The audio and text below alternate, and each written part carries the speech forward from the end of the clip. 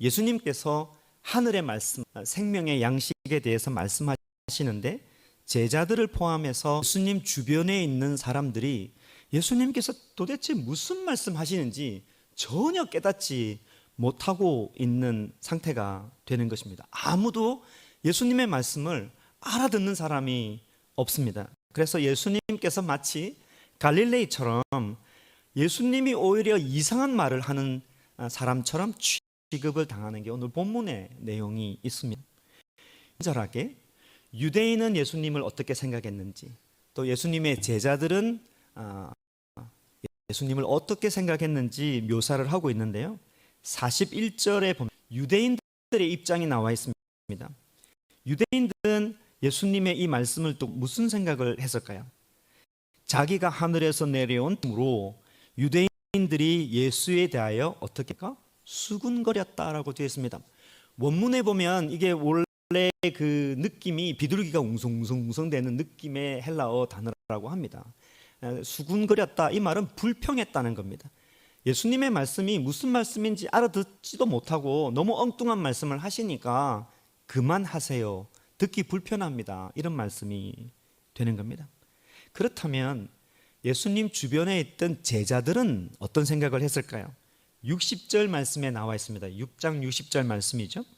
제자 중 여럿이 듣고 말하되 이 말씀은 어떻다? 어렵도다. 예수님의 말씀이 어렵다. 그래서 누가 예수님의 말씀을 들을 수 있을까? 이런 말을 하고 있습니다. 예수님께서 떡 5개와 물고기 2마리로 남자만 5,000명을 먹이시고 또 무리를 걸어가시는, 우리로 하면은 이게 굉장히 비비드하고 비주얼한 에이드를 동원하셔서 시청각 교재를 활용하셔서 예수님 당신 자신이 하나님의 아들이고 하나님의 아들이기 때문에 생명의 양식을 줄 수 있다는 것을 다 쉽게 이야기하는데 주변에 있는 사람들은 알아듣지 못하고 수군거리고 불평하고, 그래서 66절 말씀에 가보면은 우리가 지난번에 봤던 것처럼 이렇게 됩니다. 그때부터 그의 제자 중에 많은 사람이 떠나가고 다시는 그와 예수님과 함께 다니지 아니했다라는 결론이 나옵니다. 상식선상에서 보면은 우리가 어떻게 이럴 수 있을까라고 질문을 할 수가 있는 것이죠. 예수님께서 엄청난 기적을 행하시고 또 그것을 어렵지 않게 풀어서 하나하나씩 설명을 해 주시는데도 불구하고 왜 사람들은 이 쉬운 예수님의 말씀을 전혀 알아듣지 못했을까 하는 겁니다. 이것은 마치 우리가 하나님의 말씀을 잘 알아듣지 못하는 이유가 있지 않을까, 같은 이유지 않을까 생각이 드는 것이죠. 그래서 오늘 본문을 통해서 저와 여러분이 살펴볼 것은 예수님께서 말씀하시는 이 생명의 양식, 우리가 먹어야 할 그 양식이 무엇인지 한번 살펴보고 왜 사람들은, 왜 우리는 그 예수님의 말씀을 이해할 수 없는지 한번 찾아보려고 합니다. 그래서 본문을 보시고 잘 따라오면 좋겠습니다. 22절에 보면 이튿날이라고 때를 말하는 단어가 있습니다. 어떤 다음 날이죠? 어떤 다음 날입니까? 오병이어 기적이 있었던 다음 날이 됩니다. 그때 사람들이 다시 예수님께 나왔습니다. 예수님을 찾았습니다. 근데 그곳에 예수님이 계시지 않았습니다. 이미 배를 타고 호수를 건너 가버나움에 도착한 상태입니다. 그래서 이 사람들이 예수님을 따라 호수를 건너가서 예수님을 찾습니다. 예수님께서는 이렇게 자기를 다시 찾아오시는 이 무리를 보고 이전과 다르게 대하십니다. 이전에는 긍휼히 여기시고 불쌍히 여기셔서 그들에게 오병이어의 기적으로 밤을 채워주셨습니다. 그런데 이번에는 다른 마음을 가지시고 말씀을 하시는데 26절 말씀이 됩니다. 26절 말씀에 보니까 예수께서 대답하여 이르시되 내가 진실로 진실로 너희에게 이르노니 너희가 나를 찾는 것은 표적을 본 까닭이 아니요 떡을 먹고 배부른 까닭이로다. 우리가 지난번 해석을 했죠. 정리를 다시 한번 해드리면 너희가 나를 찾는 것은 표적을 본 까닭이 아니다. 이 말이 무슨 말이라고 했습니까? 오병이어 기적을 통해서 기적을 베풀어 주시는 이분이 하나님의 아들이구나. 그것을 깨닫고 하나님을 만나기 위해서 너희가 나에게 나온 것이 아니구나. 오히려 왜 나왔냐면 너희가 떡을 먹고 배불렀기 때문에 나에게 나왔다. 이렇게 말씀을 합니다. 이 말은 오병이어의 기적을 다시 보고 내 배고픔을 채우고 싶어서 너희들이 나를 찾았구나. 이렇게 말씀을 하는 겁니다. 그래서 핵심적이고 오늘 우리가 들어야 되는 중요한 말씀을 예수님께서 하시는데 그게 27절 말씀입니다. 중요한 말씀이에요. 썩을 양식을 위하여 일하지 말고 영생하도록 있는 양식을 위해서 하라. 그러니까 영생하도록 있는 양식을 위하여 일하라. 이런 말씀이 됩니다. 예수님께서는 이제부터 우리가 먹어야 할 참된 양식, 그 생명의 양식에 대해서 우리가 말씀을 하시고 무엇을 해야 할지를 이제 가르치기 시작하십니다. 그래서 좀 이 참된 양식이 무엇인지 우리가 잘 이해하기 쉽도록 비유적으로 말씀하시는 게 썩을 양식을 위해서 일하지 말아라. 이런 말씀을 합니다. 무슨 말일까요? 마치 여러분 성령 충만하라 이 말씀이 나오면서 어떤 걸 하지 말라고 되어 있습니까? 술 취하지 말라 이런 말씀을 하잖아요. 그러니까 성령 충만하라는 뜻을 알기 위해서 술 취하지 말라라고 비유적으로 말씀하시듯이 참된 양식을 우리가 얻기 위해서 우리가 알아야 될 것은 썩을 양식을 위해서 일하지 말라 이렇게 말씀을 합니다. 자, 논리적으로 보면 이 말씀은 지금 예수님께서 자기를 찾아온 사람들에게 떡과 고기를 위해서 살지 말아라. 떡과 물고기 먹는 것을 위해서 살지 말아라. 이것은 다 썩어서 없어지는 것이다. 이런 말씀을 하는 것 같아요. 그런데 조금 더 이 백성들의 입장에서 한번 생각을 해보면 예수님께서 이 사람들에게 조금 심한 말씀을 하시는 듯한 생각이 듭니다. 왜 그러냐면 한번 생각해 보십시오. 여러분이 집에 여러분의 가정을 들어서 집에 창고에 떡볶이가 많고 그러니까 떡이 많죠. 네. 생각이 갑자기 안 나네. 그리고 여러분 냉장고 안에 물고기가 가득 있다고 생각을 한번 해보십시오. 그러면 교회에서 물고기와 떡을 주겠습니다 하면 여러분이 그게 인트레스팅 하겠습니까? 이 사람들은 그게 없는 거예요. 흔히 먹는 사람들이 그냥 간단하게 먹는 그 서민 음식 물고기와 떡이 없어서 그 광야에 나와서 예수님을 만나기 위해서 여기 왔던 것입니다. 서민들의 입장에서 보면 하루 먹고 살아가는 게 상당히 힘든 일입니다. 그러니까 조금 먹고 살아보겠다고 다들 열심히 일을 하는 사람들입니다. 우리 아버지들이 그렇듯이 저희 어렸을 때 아버님이 공장에서 오실 때 양념통닭 사오는 게 그리 좋더라고요. 자녀들에게 고기 한번 사주고 싶고 요즘식으로 이야기하면 좋은 대학 보내고 싶어서 부모님들이 그렇게 열심히 일을 하지 않습니까? 그런데 세상이 그렇게 쉽게 허락하지 않는 겁니다. 너무 힘든 거예요. 얼마 전에 또 뉴스에서 자이언트 스텝이라고 해서 연준이 이렇게 금리를 엄청나게 인상했잖아요. 0.75%. 그래서 주식시장 폭락하고 인플레이션이 와가지고 난리가 날 것이라고 전 세계가 지금 공포에 있습니다. 제 생각에도 향후 한 1년 정도는 힘들 것 같아요. 허리띠를 잘 매시고 정신 바짝 차리고 살아야 합니다. 근데 이 당시에도 마찬가지인 거예요. 돈을 좀 벌었다 싶으면 높은 세금을 가지고 로마에게 바쳐야 합니다.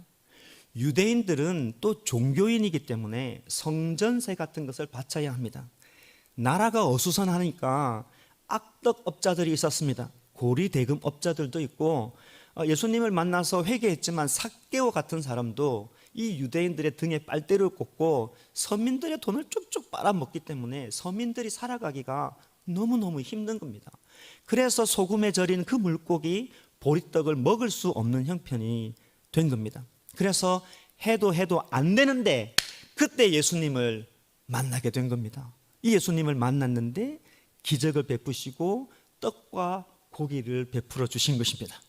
그래서 이분이 선지자구나, 우리의 그 선지자구나, 우리가 그렇게 기다리던 선지자구나, 우리의 왕이 되어달라고 예수님을 붙잡게 됩니다. 그래서 지난번처럼 나의 배고픔을 좀 채워주십시오라고 예수님을 찾았던 겁니다. 이 사람들의 마음, 이 사람들의 입장을 한번 이렇게 대면해 보면 진짜 이 사람들은 간절한 겁니다. 한가해서 어디 갈 데 없어서 예수님께 나온 게 아닙니다. 여러분, 이 주일 아침에 여러분이 갈 데 없어서 여기 온 게 아니지 않습니까? 한가해서 예배 드리는 것 아니지 않습니까? 우리에게는 하나님 앞에 간절함이 있습니다. 이 사람들도 마찬가지입니다. 제발 이 어려운 인생에서, 이 구차한 인생에서, 이 정말 살기 힘든 이 인생에서 저 로마의 압제로부터 우리를 구원해 주십시오. 하루 일용할 양식을 못 먹습니다 라고 간절한 마음으로 주님을 찾았던 것입니다. 우리도 사실 같은 인생인데 이런 바람이 있지 않습니까? 이 사람들의 마음을 조금 더 들여다볼까요? 얼마나 간절한지. 29절에 보면 예수님께서 말씀을 조금 더 진전해 가십니다. 예수님께서 이렇게 말씀하십니다. 하나님께서 보내신 이를 믿어라. 이 말씀은 나를 믿어라 이 말씀입니다. 왜냐하면 내가 하나님께로부터 보냄을 받은 사람이다 라고 말씀을 하는 겁니다. 그래서 이 사람들이 무슨 말씀을 합니까? 네, 내가 당신을 믿으려면 표적을 보여주십시오. 기적을 보여주시면 우리가 당신을 따르겠습니다 라고 조건을 제시합니다. 그러면서 예를 드는 사람이 누구냐면 모세입니다. 보세요, 모세가 기적을 베풀어서 우리 조상들이 광야에서 먹기 너무 힘들 때, 굶주려 있을 때 기적을 베풀어서 하늘에서 만나가 내려왔지 않습니까? 그런 기적을 내려주시면 우리가 당신을 믿겠습니다 라고 오늘 본문 속에 나와 있습니다. 그랬더니 예수님께서 하시는 말씀이 뭐냐면, 아니야, 그 이야기를 정정하시면서 하시는 말씀이 모세가 기적을 베풀어 준 게 아니라 하나님께서 백성들에게 만나를 주신 거야, 이렇게 하시면서 마찬가지로 지금도, right now, 지금도 내 아버지께서 너희에게 하늘로부터 참떡을, 하늘로부터 내 아버지가 너희들에게 참떡을 줄 것이다 라고 이야기를 하니까, 이 이야기를 듣고 있던, 표적을 바라던 이 사람들이 하는 답변을 한번 보실까요? 34절 말씀이 됩니다. 그들이 이르되 주여, 뭐라고 합니까? 이 떡을 항상 우리에게 주소서. 이것을 어떻게 읽느냐에 따라서 감정이 같이 실리게 됩니다. 이 사람들의 고백을 가만히 보면 큰 요청이 아닌 것에 좀 놀랍니다. 마치 가나의 우물가 여인처럼 뭐 엄청난 것을 지금 주님께 요구하는 것 아니잖아요. 이 대낮에 우물을 매일 기르지 않도록 생수를 주십시오라고 요청하는 것과 똑같습니다. 그런 요청을 하고 있는 거예요. 떡을 항상 우리에게 달라는 말이 알고 보면 무슨 말입니까? 흔히 먹는 떡, 가난한 사람이 먹는 그 조그만한 떡, 그 하나를 항상 달라는 말이 무슨 말일까요? 다른 생각, 다른 각도로 보면 매일 먹지 못하는 생존의 상황이 있다는 겁니다.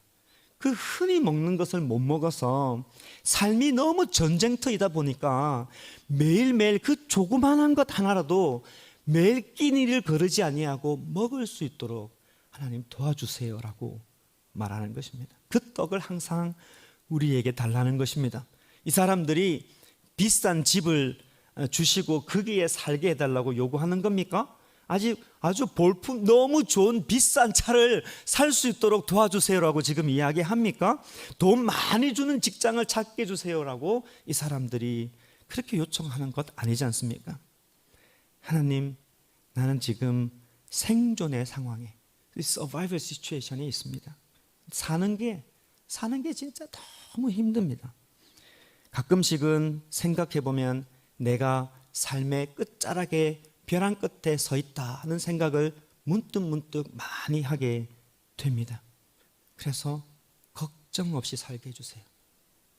항상 그 조그만한 만나와 같은 떡을 저에게 주세요라고 소박하게 하나님께 요청하고 있는 것 아닙니까? 이런 상황이라면 이제 예수님께서 말씀하시는 썩을 양식을 위해서 일하지 말라, 이 말씀이 무슨 뜻인지 조금 알게 됩니다. 감이 잡히는 것이죠. 왜냐하면 예수님은 엉뚱한 말씀을 하시지 않습니다. 왜냐하면 우리의 마음을 너무 잘 아시기 때문에 우리에게 필요한 말씀을 하시기 때문입니다.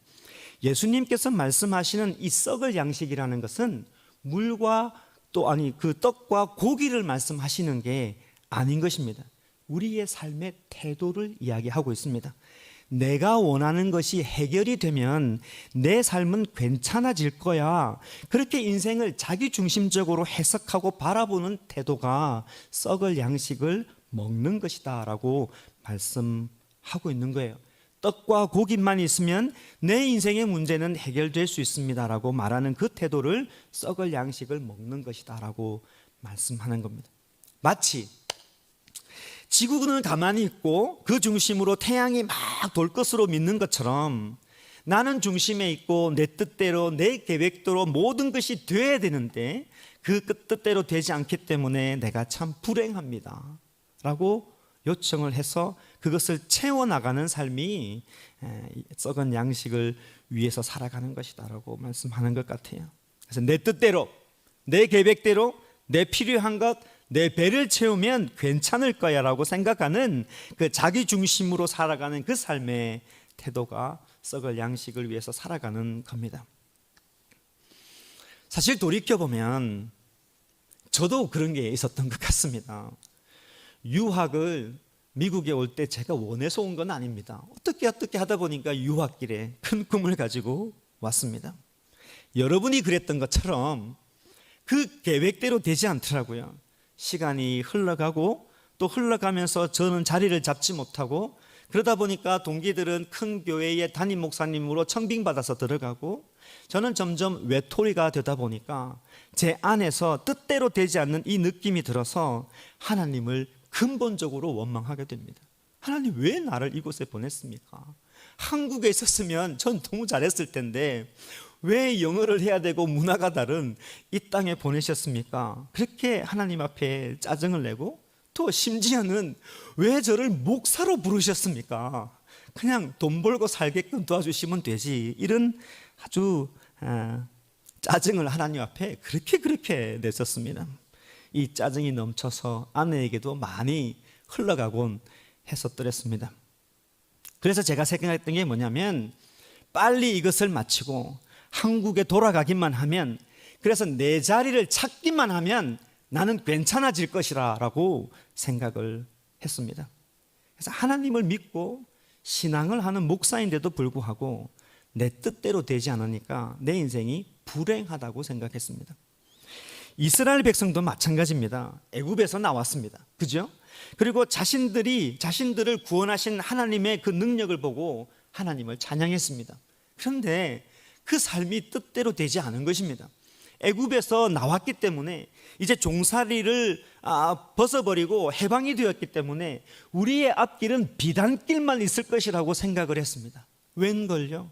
고통과 고난과 이런 게 연속이다 보니까 뜻대로 되지 않아서 불평불만을 하기 시작하는 겁니다. 애굽으로 돌아가지, 우리를 여기서 죽이려고 애굽에서 구원했느냐라고 모세를 원망합니다. 자, 이 사람을 향해서 예수님께서 내리신 직접적인 결론이 49절에 나와 있습니다. 49절에 이렇게 말씀합니다. 너희 조상들은 광야에서 그렇게 원하는 만나를 먹었어도 어떻게 되었다? 죽었거니와. 예수님의 말씀을 잘 보십시오. 이 말이 무슨 뜻입니까? 결국 내가 원하는 것을 다 해결하고 내가 원하는 것을 손에 놓고 내 필요를 다 채운다 할지라도 이 땅의 인생은 결국 죽는 것이다 라고 말씀하는 겁니다. 예수님은 현실을 바라보는 나의 시선을 내 생명의 끝자락에 갖다 놓고 우리를 상당히 불편하게 만드십니다. 육신의 구원, 내 삶의 불편한 것을 해결하는 것, 내 뜻대로 되는 것이 나를 살리는 것이 아니라 영적인 구원, 네 인생의 마지막이 해결되지 않으면 이 땅에서 바라는 너의 모든 것은 썩을 양식이 될 수밖에 없다라고 말씀을 해 주시는 겁니다.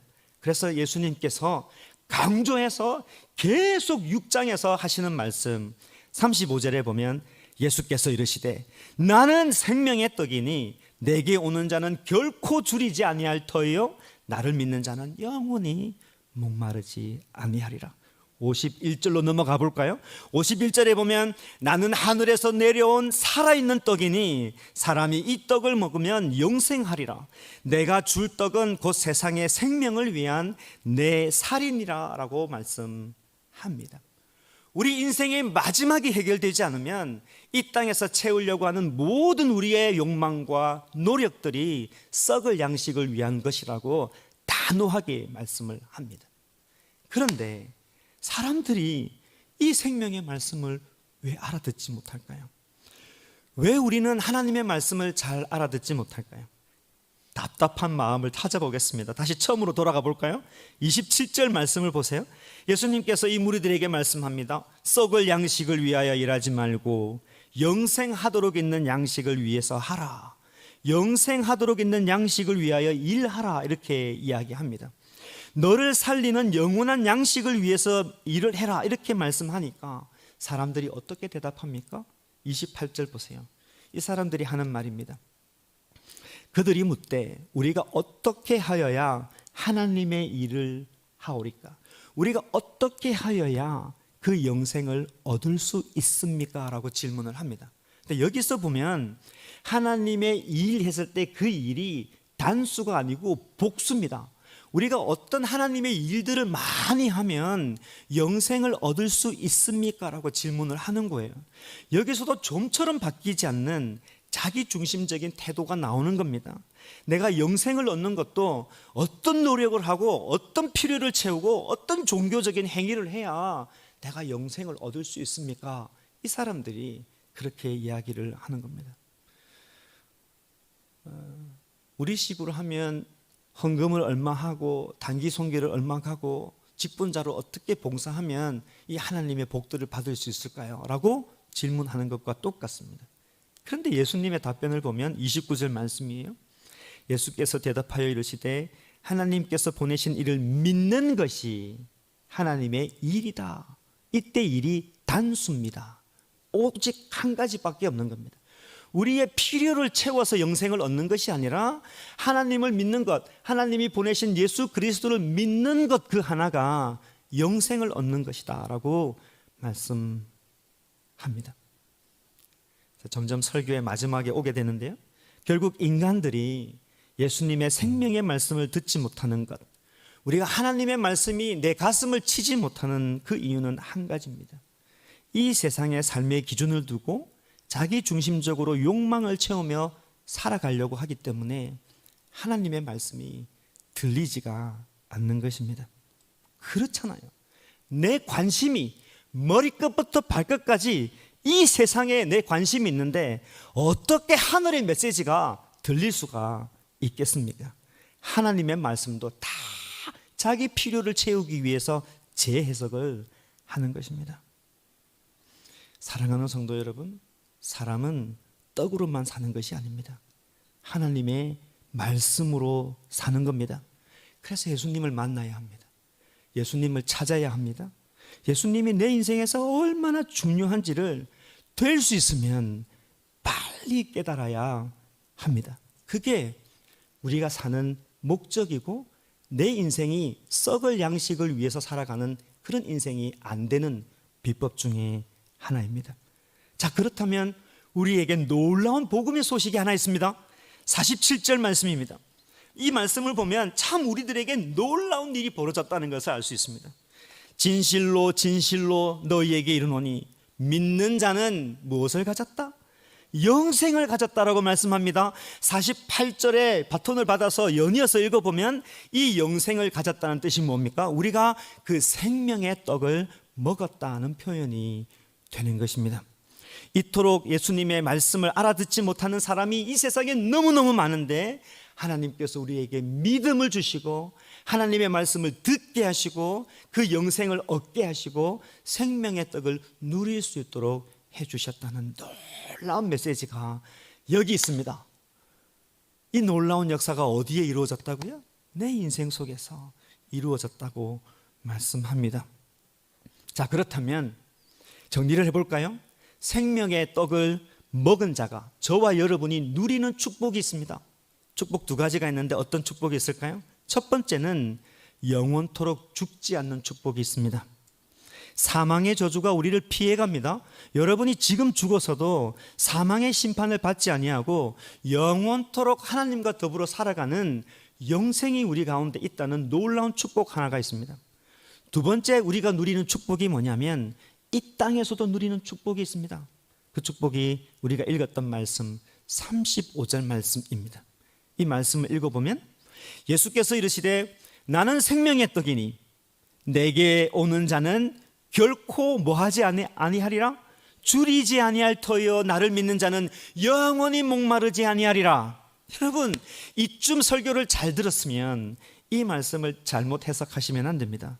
진짜 생수를 주셔서 내가 물 안 마셔도 살 수 있을까 테스트하면 안 됩니다.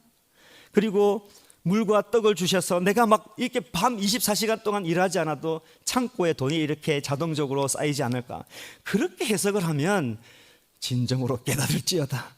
정말로 눈이 열려야 합니다. 제가 고등학교 때 예수님을 만났습니다. 그리고 성령님께서 강하게 역사하셔서 하나님을 위해서 살아야 되겠다 마음을 먹었습니다. 그래서 신학대학교를 갔습니다. 그래서 대학교 3학년 때 제가 전도사가 되었습니다. 여러분, 삶이 어렵다 하지만은 전도사의 삶이 상당히 어렵습니다. 하나님에 대한 열정이 우리는 뛰어난데 교회는 그 열정을 열정페이로 갚습니다. 그러니까 보수 없이 사역을 하는 경우가 많습니다. 물론 큰 교회는 예외고 80% 이상 되는 미자립 교회는 진짜 열정으로 그 하나만으로 섬깁니다. 전도사가 된 이후로부터 박봉으로 삽니다. 여전히 그렇고요. 그러나 우리가 오늘 이 말씀을 보면 사역하는 많은 사람들이 실제로는 우리가 줄이지 아니하고 목마르지 않겠다라고 하셨지만은 늘 빚지고 늘 배고프고, 전도사 이후에 배고파서 라면 끓여 먹는 게 지금 박스로 따지면 수천 박스가 될 거라고 생각을 합니다. 그런데 그러면 이 예수님의 말씀이 진짜 무슨 뜻일까요? 생명의 양식을 먹는 자는 영원토록 줄이지 않는다는 이 말씀이 무엇일까요? 먹는 것으로, 마시는 것으로 염려하지 않고 산다는 것입니다.